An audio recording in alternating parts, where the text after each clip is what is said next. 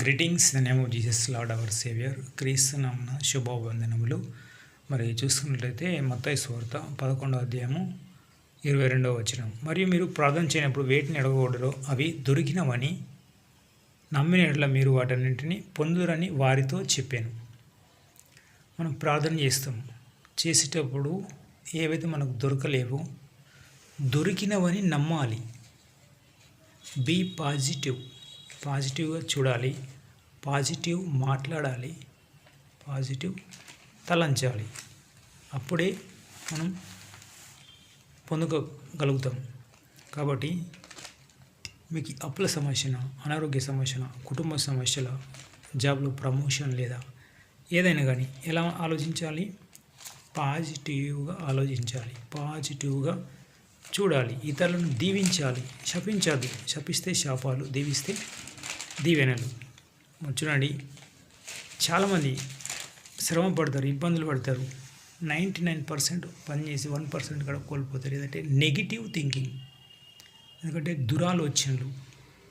కీర్తన ఉన్నదిగా దావీదు మహారాజు ఏం చేశాడు? మొదటి వచనం ఉంటుంది, దుష్టుల ఆలోచన చొప్పున నడవక. కాబట్టి మీరు ఆలోచించే ఆలోచనలు పాజిటివ్గా ఉండాలి, పాజిటివ్గా చూడాలి. డాక్టర్ బిల్ బ్రిట్ అని ఉన్నాడు. ఫ్లోరిడా రాష్ట్రంలో అతని గృహం ఉంటుంది.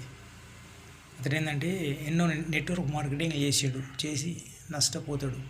పేద కుటుంబం నుంచి వచ్చిన వాడే, సామాన్యుడే. అతడు ఏంటంటే ఒక సిస్టమ్ పెట్టాడు, బ్రిట్ సిస్టమ్ అని. ఆ సిస్టంలో ఏంటంటే పాజిటివ్ థింకింగ్ చేయాలి, పాజిటివ్ చూడాలి, పాజిటివ్ మాట్లాడాలి. 3 విషయాలు: ఆలోచన, మాటలు, చూపులు. అతని బిజినెస్ ఇప్పుడు 120 దేశాలలో ఉంది. ఆమ్వే అనేది నెట్వర్క్ మార్కెటింగ్. దానిలో బ్రిడ్ సిస్టమ్ అనేది ఒకటి. ఇంకా అందులో సిస్టాలు అనేక రకాలు ఉన్నాయి. కానీ ఇది వెరీ పవర్ఫుల్ సిస్టమ్. ఎందుకంటే ఎన్నో రకాల సిస్టాలు చాలా దేశాలు లేవు, కానీ ఇది 120 దేశాల్లో ఉంది. మరి 2004-05 మధ్యలో జగిత్యాల జిల్లాలో గుర్రం చంద్రశేఖర్ మరియు గుర్రం రవీందర్ సార్ అని భోగరవి గారు చాలా బాహుబలంగా వాడబడ్డారు వాళ్ళు. ఎందుకంటే చాలామందికి హెల్ప్ చేస్తూ, ఎంతోమందికి సహాయం చేస్తూ ఉన్నారు. ఆ సమయంలో బ్రదర్ సునీల్ గారు, సుధీర్ గారు, వీళ్ళంతా చాలా పవర్ఫుల్ టీం అన్నమాట. అయితే మనం పొందలేని వాటిని పొందుకున్నాం, నమ్ముకొని ఉన్నాం. యోహాను సువార్త 15వ అధ్యాయం చూడండి. ఇదంతా ఏం చెప్తుందంటే 7వ వచనం, నా యందు మీరును మీ యందు నా మాటలు నిలిచి ఉండిన యెడల మీకేది ఇష్టమో అడుగుడి, అది మీకు అనుగ్రహింపబడును. అసలు మనము క్రీస్తువుడు నా యందు మీరును, నా యందు మీరు. క్రీస్తు ఈ భూలోకంకు ఎలా వచ్చాడు? ఇది టెంపరీ అని పర్మనెంట్ అని అనుకోడు. ఈ లోకం, ఈ నీటి బుగ్గ లాంటి జీవితంలో యేసయ్య ఎలా వచ్చిండు? తగ్గింపు చూస్తూ వచ్చిండు. శిష్యుల పాదాలు కడిగాడు, తండ్రికి లోబడ్డాడు, చేతుల్లో మేకులు కొట్టినా దీవించిండు, కాళ్ళలో మేకులు కొట్టినా దీవించిండు, తలకు ముళ్ళకీటం పెట్టినా దీవించిండు. కాబట్టి దీవించుకుంటూ అద్భుతాలు, సూచక్రియలు, మహత్కార్యాలు చేస్తూ ఎంత ప్రేమ కలిగి ఉన్నాడు. ప్రపంచంలో చాలామంది ప్రవక్తలు ఉన్నారు, కానీ ఒక క్రీస్తు మాత్రమే ఆధారం వచ్చిందంటే ప్రపంచ జనాభాలో ఎక్కువ క్రీస్తుని ఆరాధిస్తున్నారు, క్రీస్తుని ఘనపరుస్తున్నారు, విరిగిన హృదయంతో క్రీస్తు కేటాయిస్తున్నారు. సైంటిస్టులు కానీ, సాఫ్ట్వేర్ ఇంజనీర్లు కానీ, బిజినెస్ పీపుల్స్ కానీ, ధనవంతులు కానీ. ప్రపంచంలో ధనవంతులు చూడండి, టాప్ 10 ధనవంతులలో అధికంగా ఉన్నది క్రైస్తవులే. ఎందుకంటే క్రీస్తు ఇచ్చిన మెసేజ్ దేవుని నుంచి అంత పవర్ఫుల్ ఉంది. కాబట్టి క్రీస్తువుడు నా యందు మీరును మీ యందు నా మాటలు నిలిచి ఉండాలి. కాబట్టి మనం క్రీస్తు డిఎన్ఏ కలిగి ఉండాలి. యేసయ్య మీలాంటి తలంపులు ఇవ్వండి, మీలాంటి చూపులు ఇవ్వండి, మీలాంటి మాటలు ఇవ్వండి, యేసయ్య మీలాంటి దయగుణం ఇవ్వండి అడగాలి. మనం కొంచెం చెడు ఆలోచించినాం అనుకోండి, బుక్కవాని తైలంలో ఈగలు. చూసారా మన పడ్డట్టు ఉంటుంది. మనం ఎంత పరిశుద్ధంగా ఉన్నా కానీ కొంచెం నెగిటివ్ థింకింగ్ వచ్చిందనుకోండి, నెగిటివ్ మాటలు. మోషే ఇశ్రాయేల్ జనాంగాన్ని ఐగుప్తు నుంచి కాలం నడిపించేటప్పుడు ఐగుప్తులో 10 రకాల తెగుళ్ళు, 10 రకాల సూచక్రియలు, అద్భుతాలు, మహత్కార్యాలు, సూచక్రియలు చేస్తాడు.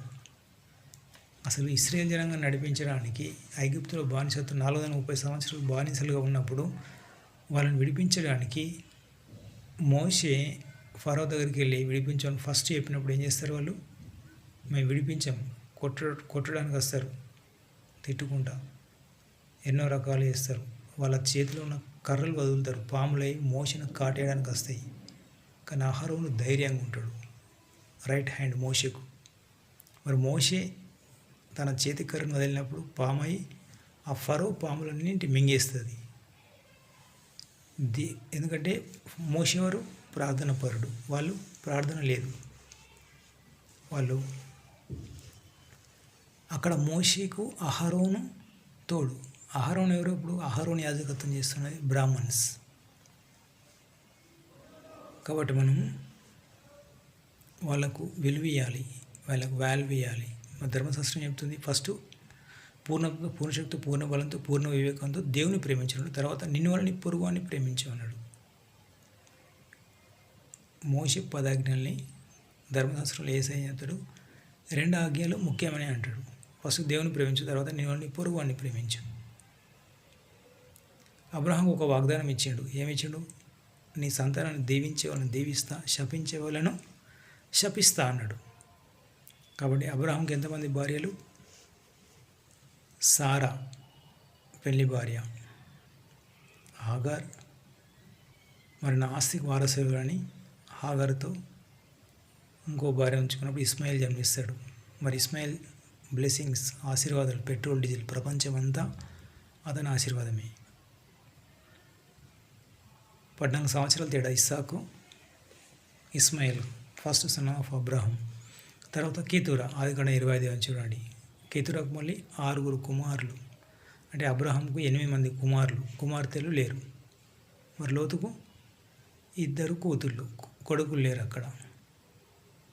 చూసిరా, మరి అబ్రహాం సంతానానికి ఏమి ఇచ్చిన వాగ్దానం? నేను దీవిస్తే శపించేవాళ్ళని శపిస్తా అన్నాడు. నువ్వు వేసే వ్యాపారమే కానీ నీకు వచ్చే కస్టమర్లు చాలామంది క్రైస్తవుల్ని ప్రేమిస్తారు. ఆఫీస్లో కానీ, వాళ్ళు చేసే పని స్థలంలో కానీ, వాళ్ళ ఇంటికాన్ని కానీ. నిన్ను వాళ్ళని పొరుగువాన్ని ప్రేమించాలి. ఒక మతస్థులు ద్వేషించడం కానీ, ఒక వయసును ఇంకో వయసును ద్వేషించడం కానీ అది ధర్మశాస్త్రం ఒప్పదు. ప్రేమ కలిగి ఉండి అందరి సమానంగా ప్రేమించాలి. నీతిమంతుడైన సూర్యుడు అందరికీ సమానంగా వెలిగిస్తాడు, వర్షం అందరికీ సమానంగా కురుస్తుంది. అదేవిధంగా అబ్రహాంకి ఇచ్చిన వాగ్దానం ఇప్పుడున్న ప్రస్తుతం ఉన్న హిందువులు కానీ, సిక్కు, బుద్ధిస్ట్, జైన్ వాళ్ళు కూడా అబ్రహాం సంతానమే. ఎందుకంటే కేతుర సంతానం చూడండి, 6 కుమారులు. ఆ 6 కుమారులలో నీ పక్కన ఉన్న వాళ్ళు హిందూ అయినా, బుద్ధిస్ట్ అయినా, సిక్కు అయినా, ఎవరైనా వాళ్ళు కూడా అబ్రహాం సంతానమే. కాబట్టి వాళ్ళని దీవిస్తే మనకు దీవెనలు. మొత్తం ఏదైతే మనం దీవిస్తూ పాజిటివ్గా ఉంటూ భాషలు మాట్లాడుకోవాలి. పాల్ యంగిచ్చవ్ అనే దైవజనుడు ఉన్నాడు కదా, ప్రపంచంలో అతడు మంచి పవర్ఫుల్ దైవజనుడు. ఎందుకంటే క్షయవ్యాధితో మరణించిపోతున్న సమయంలో అతడు ఒక చిన్న సంఘం పెడతాడు 2-3తోటి. అది ఇప్పుడు ప్రపంచవ్యాప్తంగా స్ప్రెడ్ అయిపోయింది. బికాజ్ ఆఫ్ టంగ్స్, అంటే అన్య భాషలు. అపోస్తలులు 19వ అధ్యాయం చదవండి, 1 నుంచి 10 వరకు. అదేవిధంగా 1 కొరింథీ 13వ అధ్యాయం. యెషయాలు అంటాడు, నత్తివాని పెదవులు మాట్లాడినట్టని. కాబట్టి భాషలు అనేవి ఉన్నవి. ఎందుకంటే పాల్యంగిచు భాషలు పెట్టి ప్రపంచవ్యాప్తంగా తన సంఘం స్ప్రెడ్ అయిపోయింది.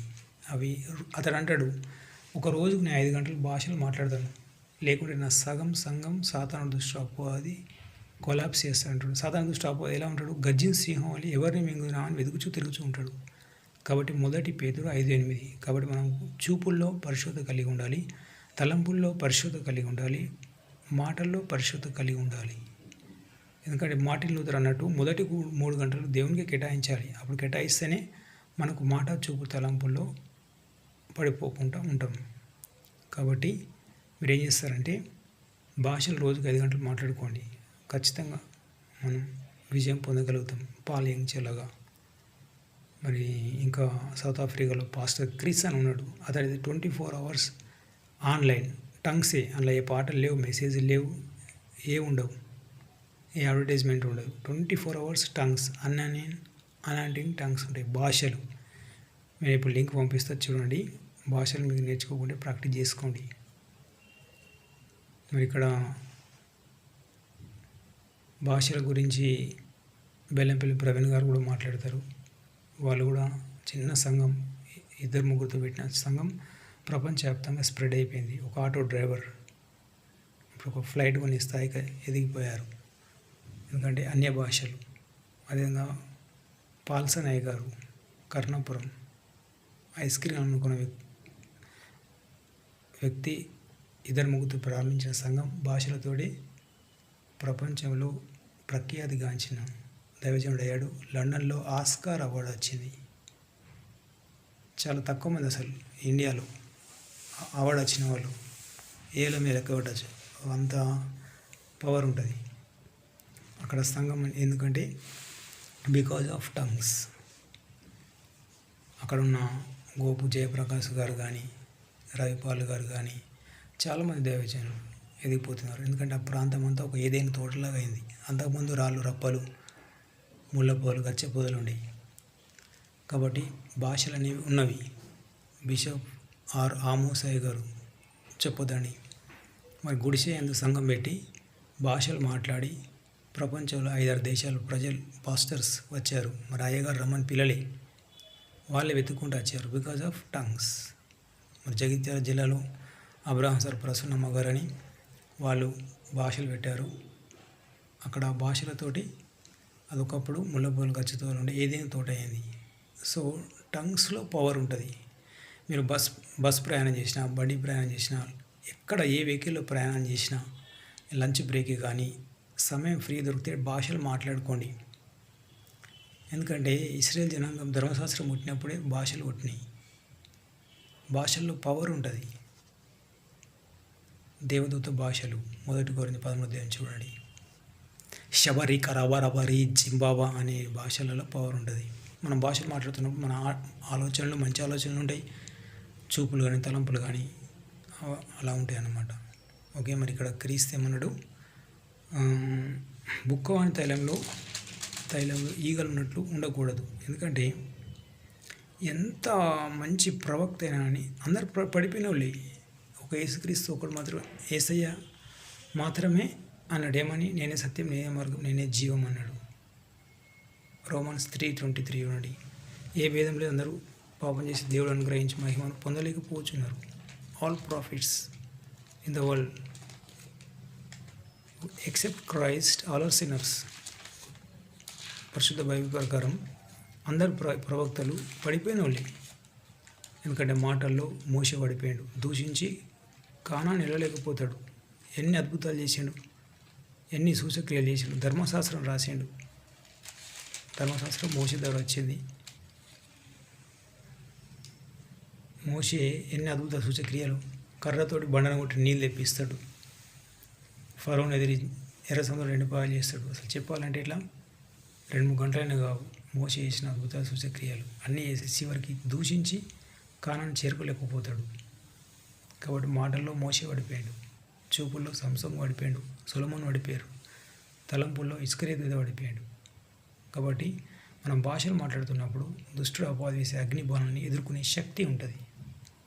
మరి వేసిన మన గ్లాసు నిలిచిన ఎవరు? ఇచ్చిన వాళ్ళని దీవిస్తూ ముందుకెళ్ళండి, ఫలించండి.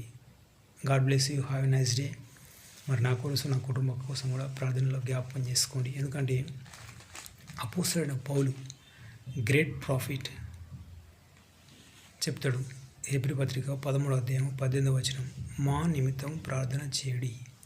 మేము అన్ని విషయంలో యోగ్యంగాను ప్రవర్తించుకోవచ్చు మంచి మనస్సాక్షి కలిగి ఉన్నామని నమ్ముకొనుచున్నాను. చూసారా ఇక్కడ మా నిమిత్తము. అక్కడ ఏం చేస్తాడు అపోస్తలుడైన పౌలు? సమస్తం పెంట కుప్పగా ఎంచుకొని దేవుని నిమిత్తం ఏం చేస్తాడు, డేరాలు కొట్టుకొని బండలు కొట్టుకుంటూ పనిచేస్తూ సువార్త చేసాడు. ఆల్ ప్రాఫిట్స్ ఇందులో బైబిల్లో దాదాపు సగం కంటే ఎక్కువ మంది ప్రవక్తలు పని చేసుకుంటూ సువార్త చేశారు. 14 పత్రికలు రాసిన కొత్త నిబంధనలు సగం అపోస్తలుడైన పౌలే. మరి నా కుటుంబ క్షేమం కోసం ప్రార్థన చేయండి. నాన్నగారి పేరు రాజం, మందిరంకి వచ్చిండు. ఫస్ట్ లవ్, మొదటి ప్రేమ లేదు, టెంప్టేషన్ శోధనలో ఉన్నాడు. తమ్ముని పేరు మోహన్, భార్య పేరు జమున, శివాని. వాళ్ళు వేరుగా ఉన్నారు, కుటుంబం శోధనలో ఉంది. గూగుల్లో తిరుపతి లక్ష్మి, మనోజ్ శ్రీవాణి, మల్లేశం దేవక్క, భార్గవ్, గొడుగు ప్రమీల. వీళ్ళందరినీ దీవించండి. వీళ్ళని దీవిస్తే మీకు దీవెనలు. ఎందుకంటే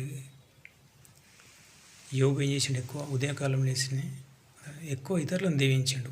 కుటుంబాని కోసం తక్కువ ప్రార్థన చేసి తన స్నేహితులను వాళ్ళని అందరినీ ఎక్కువగా దీవించాడు. కాబట్టి అతడు రెండింతల ఆశీర్వాదం పొందుకున్నాడు.